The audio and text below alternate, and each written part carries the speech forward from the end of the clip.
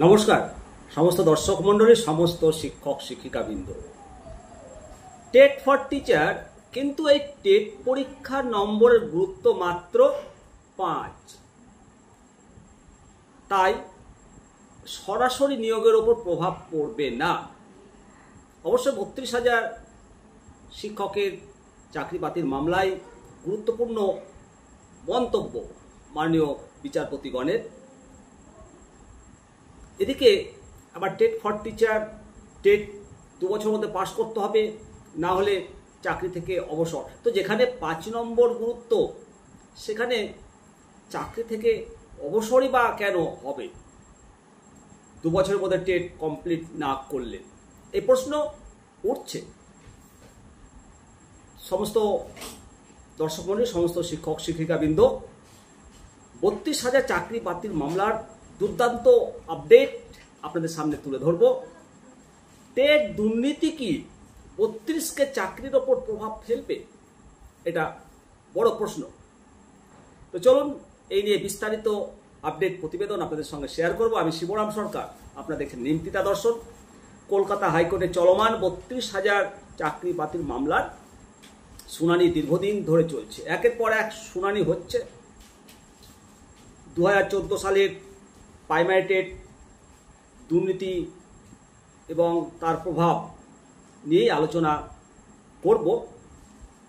এই মামলাটা পশ্চিমবঙ্গের হাজার হাজার শিক্ষকের ভবিষ্যৎ নির্ধারণ করবে। সর্বশেষ পরিস্থিতি এবং সম্ভাব্য ফলাফল নিয়ে আজকের বিশেষ আলোচনা। প্রথমেই মামলার বর্তমান অবস্থাটা জানা দরকার। কলকাতা হাইকোর্টের ডিভিশন বেঞ্চে 32,000 নন ট্রেন্ড শিক্ষকের চাকরি বাতিল মামলার এটা আদালতের বিচারাধীন রয়েছে। এই মামলায় প্রাথমিক শিক্ষা পর্ষদ এবং ক্ষতিগ্রস্ত শিক্ষকদের পক্ষ থেকে আইনজীবীরা তাদের বক্তব্য রেখেছেন। বর্তমানে মূল আবেদনকারীরা তাদের বক্তব্য পেশ করেছেন। শুনানি প্রায় শেষের দিকে, খুব তাড়াতাড়ি এই মামলা ফায়সালা হবে। শুনানিতে যে সমস্ত গুরুত্বপূর্ণ বিষয় উঠে এসেছে, বিচারপতি মাননীয় তপব্রত চক্রবর্তী বারবার প্রশ্ন তুলেছে যে 32,000 নিয়োগ প্রক্রিয়ায় ঠিক কিভাবে দুর্নীতি হয়েছে এবং এর সঙ্গে চাকরি পাওয়া শিক্ষকরা কিভাবে জড়িত, এই প্রশ্ন তিনি করেছেন।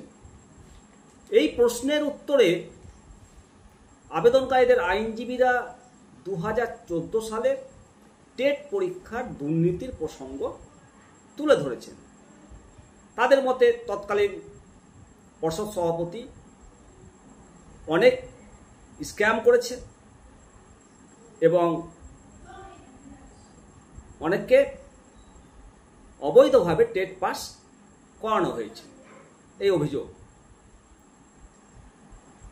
তো এই যে অভিযোগ, টেট দুর্নীতি বনাম নিয়োগ প্রক্রিয়া, এই চলমান মামলায় মাননীয় বিচারপতিগণ একটা গুরুত্বপূর্ণ বিষয় একেবারে স্পষ্ট করেছেন যে টেট পরীক্ষার দুর্নীতি এবং নিয়োগ প্রক্রিয়া এই দুটো কিন্তু এক জিনিস নয়।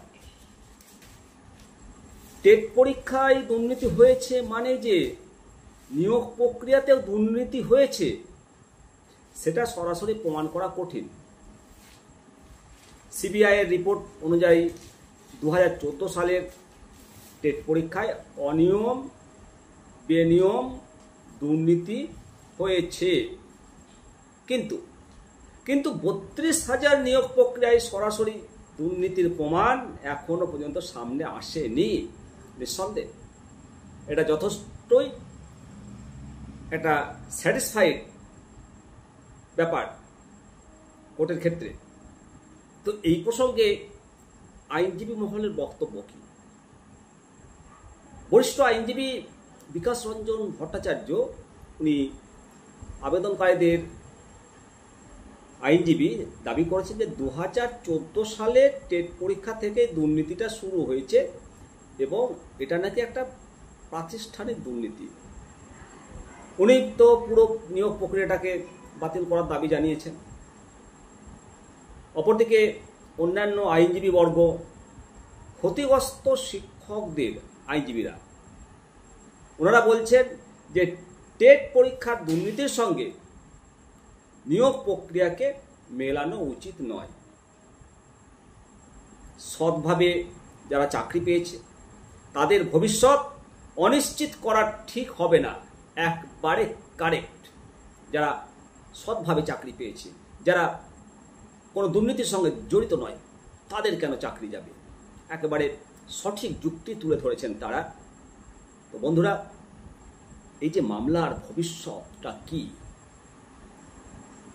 মাননীয় বিচারপতিগণ যে পর্যবেক্ষণ করেছেন, ওনাদের পর্যবেক্ষণ অনুযায়ী টেট পরীক্ষার দুর্নীতির জন্য পুরো নিয়োগ প্রক্রিয়াটা বাতিল হওয়ার সম্ভাবনা খুবই কম। এটুকুটা বলা যায় যে পুরো প্যানেল বাতিল হবে না, আর হওয়াটা কখনোই কাম্য নয়। কারণ নিয়োগ প্রক্রিয়ায় টেটের যে নাম্বার, তার গুরুত্ব মাত্র 5 নাম্বার, আর একটা নিয়োগ প্রক্রিয়া 50 নম্বরের হয়। তাহলে 45 নম্বর অন্যান্য একাডেমিক স্কোর, ট্রেনিং, ইন্টারভিউ সমস্ত কিছু নিয়ে বাদবাকি 45 নাম্বার। তাই টেট দুর্নীতি 32,000 চাকরির ওপর সরাসরি প্রভাব ফেলবে না, ফেলতে পারে না। যারা সৎভাবে চাকরি পেয়েছেন তাদের চাকরি বহাল থাকার সম্ভাবনা রয়েছে। আর এটাই সবাই চায় যে দুর্নীতি যারা করেনি, যারা সৎভাবে চাকরি পেয়েছে, একটি চাকরিও বাতিল যাতে না হয়। যে উদাহরণ 26,000-এর ক্ষেত্রে হয়েছে, এই উদাহরণ আমরা আর চাই না। যারা সৎভাবে চাকরি পেয়েছে তাদের চাকরি বাঁচাতেই হবে। কোনো মতেই পুরো প্যানেল যাতে বাতিল না হয়। যারা দুর্নীতির সঙ্গে জড়িত তাদের বিরুদ্ধে ব্যবস্থা না হতে পারে। আদালতের যে পর্যবেক্ষণ, সেই পর্যবেক্ষণ অনুযায়ী যারা দুর্নীতির সঙ্গে জড়িত নয় তাদের চাকরি সেফ থাকবে, এটা অন্তত বোঝাই যায়। তবে এই মামলার পরবর্তী শুনানিতে আরও নতুন তথ্য উঠে আসতে পারে। বর্তমান পরিস্থিতিতে 32,000 শিক্ষকের চাকরি বাতিল হওয়ার সম্ভাবনা খুব কম।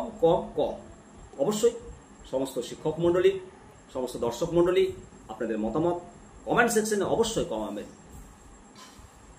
এবং আপনাদের কাছে অনুরোধ করব আপনারা চ্যানেলটিকে সাবস্ক্রাইব করবেন, শেয়ার করবেন, হাইপ দেবেন, আর পারলে একটা সুপার থ্যাঙ্কস অবশ্যই চাই আপনাদের কাছে। জয় হিন্দ, জয় ভারত, ভালো থাকুন।